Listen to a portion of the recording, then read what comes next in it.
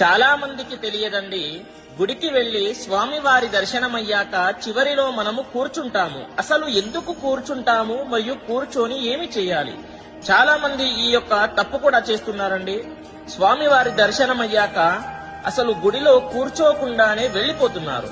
అలా వెళ్లిపోతే అస్సలు మీకు ఫలితం అనేటటువంటిది ఉండదు అనే చెప్పాలి. చూడండి, కూర్చొని ఏమి చేయాలి, అసలు ఎందుకు కూర్చుంటాము అది కూడా తెలుసుకోండి. చూడండి, ఎందుకు కూర్చుంటాము అని అంటే ప్రశాంతత కోసము.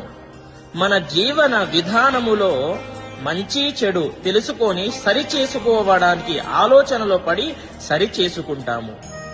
మరి కూర్చొని ఏమి చెయ్యాలి అని అంటే, సపోజ్ ఎగ్జాంపుల్ మీరు శివాలయానికి వెళ్లారనుకోండి, అక్కడ ఓం నమ శివాయ అనేటటువంటి మంత్రాన్ని మీ టైంని బట్టి 11 సార్లు లేదా 108 సార్లు కళ్ళు మూసుకొని ధ్యానము చెయ్యాలి. అప్పుడు మీకు తప్పకుండా ఫలితం అనేటటువంటిది ఉంటుంది, స్వామివారు ఇస్తారు. స్వస్తి ప్రతి ఒక్కరికి కూడా తెలియజేయండి. స్వస్తి, సర్వే జనాః సుఖినో భవంతు.